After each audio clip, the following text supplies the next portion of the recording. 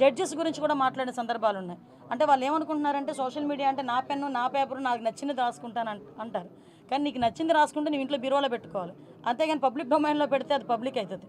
కాబట్టి అటువంటి విషయాలు కంపల్సరీ కోర్టు లాయర్ డిపార్ట్మెంట్ లీగల్గా కూడా దాని మీద నేను ఒకసారి చూసుకుంటాను, మాట్లాడతాను. నేను ఒకటి మాత్రం చెప్పగలనండి, ఏదో అనుకోవచ్చు అనిత హోమ్ మినిస్ట్రీకి వచ్చింది అమ్మాయికి ఏం తెలుసు. నిజంగానే హోమ్ మినిస్ట్రీలో నాకు ఓనమాలంటే ఇప్పటికిప్పుడు నేర్చుకుంటున్నా, ఇంకా నేర్చుకుంటా. యాజ్ పర్ లానే వెళ్తాం, ఎక్కడ కూడా డీవియేషన్ అనేది ఉండదు. ఎవరైతే తప్పు చేశారో తప్పు చేసిన వాళ్ళకి ఎట్టి పరిస్థితుల్లోనే శిక్ష మాత్రం పడుద్ది. అందులో ఎప్పుడో మేము చాలా రోజులైపోయింది మా మీద కేసులు పెట్టేసి మేము బెయిల్స్ మీద బయటకు వచ్చేసాం అనడానికి కూడా లేదు. ఆల్రెడీ బెయిల్ మీద బయటకు వెళ్ళిపోయిన వాళ్ళని కూడా తీసుకొచ్చి మళ్ళీ కేసులు ఓపెన్ చేసే పరిస్థితులు కూడా చాలా ఉన్నాయి, వాళ్ళు అదే రకంగా ఉంటాయి కనుక. సో అలాంటి సిచ్యువేషన్స్లో ఎక్కడా కూడా లా అండ్ ఆర్డర్ విషయంలో కాంప్రమైజ్ అయ్యే ప్రసక్తే లేదు. మేడం, మీరు ఒకప్పుడు డీజీపీ ఆఫీస్కి రిప్రజెంటేషన్ అంటే మిమ్మల్ని రానివ్వలేదు, ఇప్పుడు ఆ వ్యవస్థే మీ దగ్గరికి వచ్చింది, మీరు ఎలా ఫీల్ అవుతున్నారు? తలరాత అంటారు కదా, రైట్.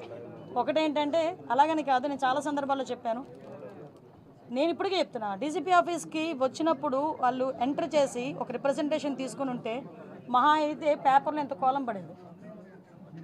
మీరు అక్కడ ఆపి నానా యాగి చేసిన తర్వాత ఆటోమేటిక్గా అవుతుంది, ఫ్రంట్ పేజ్లోకి వస్తుంది.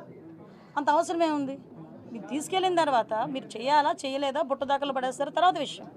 ముందు ఒక పబ్లిక్ రిప్రజెంటేటివ్ వచ్చినప్పుడు కానీ పబ్లిక్ వచ్చినప్పుడు కానీ ప్రతి ఆఫీసరు కూడా అది ఏంటి అన్నది రిసీవ్ చేసుకోవాలి. మీకు తెలియదు, లాస్ట్ 5 yearsలో కలెక్టర్ దగ్గరికి వెళ్తా ఉంటే కలెక్టర్ కనిపించేవాడు కాదు, సిపి దగ్గరికి వెళ్తా ఉంటే సిపి కనిపించేవారు కాదు. అంటే వాళ్ళు నేను తప్పు పట్టట్లే, బయట నుంచి వాళ్ళకి వచ్చే ఆర్డర్స్ అలాంటివి.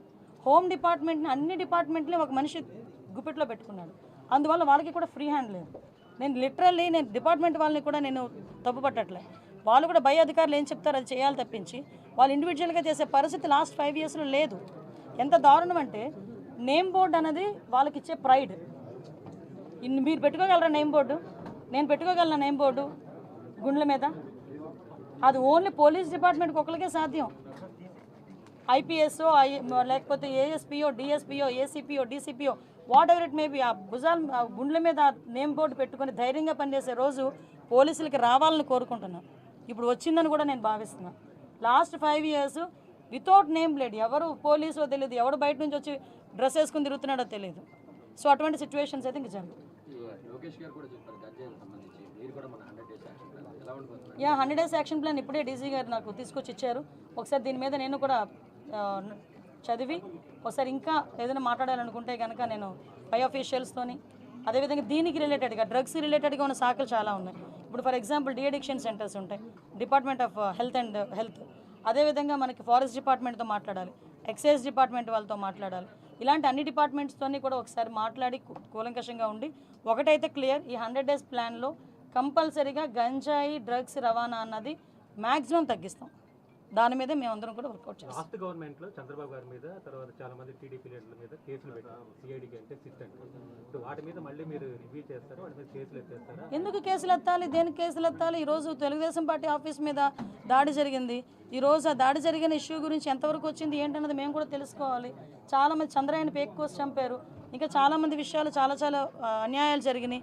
అలాగని తెలుగుదేశం పార్టీ వాళ్ళ మీద కాదండి, మామూలు నార్మల్ పబ్లిక్ మీద కూడా అక్రమంగా కేసులు బనాయించిన వాళ్ళు చాలామంది ఉన్నారు, బాధితులు చాలామంది ఉన్నారు.